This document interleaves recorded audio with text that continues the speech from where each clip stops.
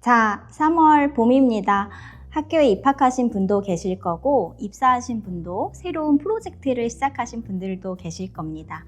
그런데 혹시 요즘 이유 없이 피곤하고 소화가 안 되고 별일 아닌 일에도 짜증이 확 나고 그 짜증에 또 자책하고 계시진 않았나요? 누가 너 괜찮아? 라고 물어보면 괜찮아 하고 웃는데 집에 오는 길엔 웃음기가 싹 가시죠. 그런데 많은 분들이 이걸 이렇게 생각하곤 해요. 내가 유난인가? 적응을 못하는 건가? 그런데 사실은 적응을 못하는 게 아니라 이미 너무 잘하고 있어서 몸의 예산이 바닥난 겁니다. 자, 오늘은 왜 새로운 환경에서 몸이 먼저 아프기 시작하는지, 그리고 그 신호를 어떻게 읽어야 하는지 이야기해 보겠습니다. 잠깐, 우리 학창 시절을 떠올려 볼까요? 우리는 윤리 시간엔 도덕적으로 사는 법을 배웠고, 체육 시간엔 건강하게 움직이는 법을 배웠습니다. 그런데 내 마음이 왜 이런 상태인지, 내 몸이 보내는 신호는 어떻게 읽는지, 이런 건 어디서도 배운 적이 없죠. 수학 공식은 외웠지만 내 감정의 패턴은 모르겠고, 세계사 연표는 알지만 내 몸의 리듬을 읽기는 참 어렵습니다.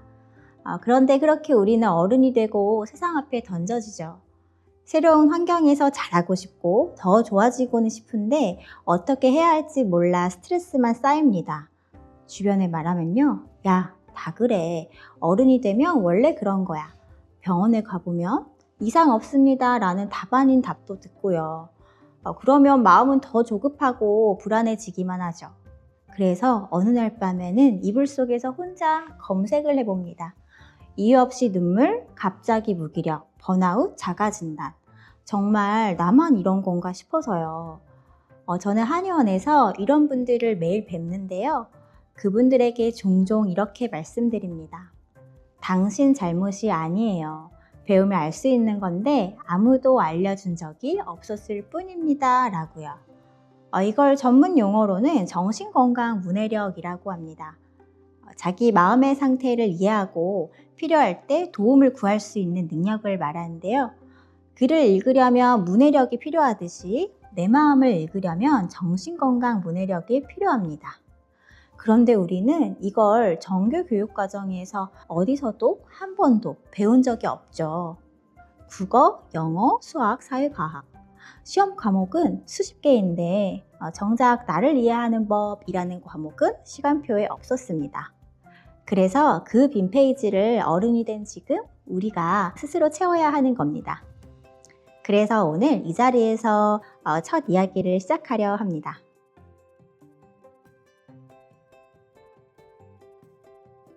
안녕하세요. 저는 한방신경정신과 전문의 조한별입니다. 한방신경정신과라는 말이 조금 생소하게 들리실 수도 있을 거예요. 한의학도 정신건강을 다루나? 이런 질문이 드실 수 있습니다. 그런데요, 맞습니다. 제가 진료실에서 하는 일은 몸에서 벌어지는 일을 이해하고 마음의 언어를 해석해서 일상으로 돌아가도록 돕는 일입니다. 오늘 첫 번째 주제는요, 적응입니다. 봄은 적응의 계절이죠. 새로운 사람, 새로운 장소, 새로운 루틴, 적응이 될 것만 같은데 몸과 마음은 따라오지 않는 경험. 그러다 어느 순간 몸에서 강하게 적신호가 오는 경험. 한 번쯤은 해보셨을 겁니다. 오늘은 그 이유와 바로 실천할 수 있는 방법을 알려드리겠습니다. 자, 새로운 환경에서 나타나는 증상들. 이유 없는 피로, 소화불량, 두통, 감정 기복. 보통 이렇게 말합니다. 적응 기간이니까 그렇지. 맞는 말입니다. 우리 몸은 실제로 적응하고 있어요. 하지만 한 가지를 놓치기 쉬운데요. 적응은 공짜가 아닙니다. 이토록 뜻밖의 뇌과학의 저자인 신경과학자 리사 펠드만 베럿은 이렇게 말합니다. 당신의 뇌의 가장 중요한 일은 몸의 예산을 관리하는 것이라는 뜻입니다. 즉, 우리 뇌는 심장 박동, 호흡, 체온, 호르몬 이 모든 걸 조절하면서 내일 필요한 에너지를 미리 예측해 배분합니다. 예를 들어 내일 중요한 발표가 있다면 뇌는 다음날 아침 눈 뜨는 순간 스트레스 호르몬이라고 하는 코르티솔을 평소보다 더 많이 올려놓습니다. 몸이 크게 긴장하고 에너지를 많이 쓸 상황이 예상되니까 우리 몸의 연료인 포도당을 미리 혈관 속에 풀어놓는 겁니다. 내일 큰 지출이 있으니까 오늘 미리 통장에서 돈을 준비해 두는 거라고 생각하시면 좋겠어요. 자, 다시 3월을 생각해 볼게요. 새 직장, 새 학기, 인사이동, 환경이 바뀌면 뇌가 예측해야 할 것들이 갑자기 늘어납니다. 이 상사는 어떤 스타일이지? 점심은 어디서 먹지? 이 회의에서 나는 무슨 말을 해야 되지? 의식적으로는 사소하지만 뇌에게는 모두 비용이 되죠. 근데 이 지출이 몇 주째 계속되면 어떤 일이 생길까요? 수입보다 지출이 많아지는 상태가 되겠죠. 이걸 의학적으로는 알로스타틱 로드라고 합니다. 쉽게 말하면 적응하느라 몸이 치른 누적 비용을 말하는 겁니다. 그럼 이런 생각이 들 수도 있습니다. 몸이 이렇게 힘들다는 걸 왜 나는 몰랐을까? 라고요. 사실은 몸은 계속 신호를 보냅니다. 위가 더부룩하다, 어깨가 굳어있다, 호흡이 얕아져 있다. 이걸 신경과학에서는 내수용 감각이라고 합니다. 몸 안쪽에서 오는 감각을 말해요. 몸이 나에게 보내는 알림이라고 생각하시면 되겠습니다.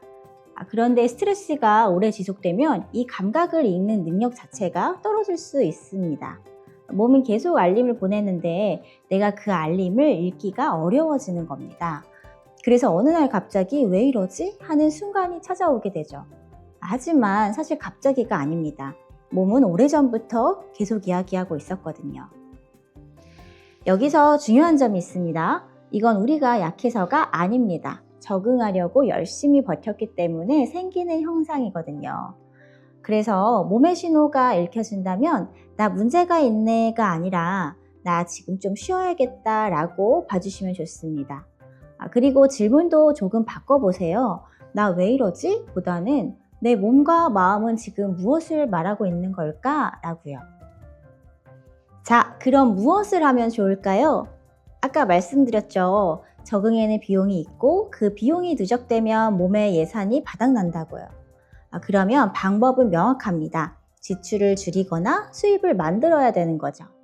그래야 몸의 예산이 다시 회복되고 예산이 적절하면 몸의 신호를 다시 읽을 여유가 생기고 읽을 수 있게 되면 더 힘들어지기 전에 스스로를 챙길 수 있습니다. 그래서 오늘부터 할 수 있는 것 3가지를 알려드리도록 할게요. 첫 번째, 하루에 딱 하나 매일 같은 것을 해보세요. 모든 게 바뀌었을 때 뇌가 가장 힘들어하는 건 예측할 수가 없다는 건데요. 양치질 후에 물 한 잔 마시기, 점심 후 10분 산책하기, 밤 10시엔 조명 조도 낮추기, 뭐든 좋습니다. 뇌에게 이건 예측 안 해도 돼 라는 신호를 주는 겁니다. 예측 비용 하나를 줄이는 것, 그것 하나만으로도 몸의 예산에 작은 수입이 되거든요. 두 번째, 하루에 한 번 이 질문을 해보세요. 지금 내 몸과 마음에서 뭐가 느껴지지? 답이 없어도 괜찮습니다. 중요한 건 물어봤다는 사실이거든요. 이 질문이 내 상태를 읽는 감각을 다시 깨우는 훈련이 될 겁니다. 세 번째, 오늘 좀 피곤하네 라는 생각이 들면요. 거기에 한 문장만 더 붙여보세요. 오늘 새로운 사람들 만나서 긴장을 좀 많이 했구나. 발표하느라고 참 에너지 많이 썼다. 이렇게요. 피곤함에 이름을 붙이는 것입니다. 그냥 피곤하다로 끝내면 뇌는 그 피곤의 원인을 모르니까 경계 상태를 유지하게 되거든요.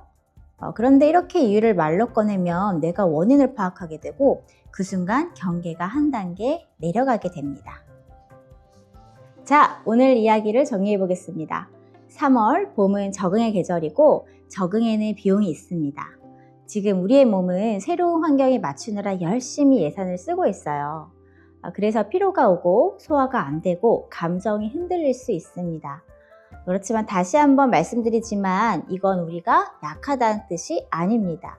적응하고 있다는 신호이거든요. 이 신호를 알아차리고 준비하는 것만으로도 내 몸과 마음에 충분한 도움을 줄 수 있습니다.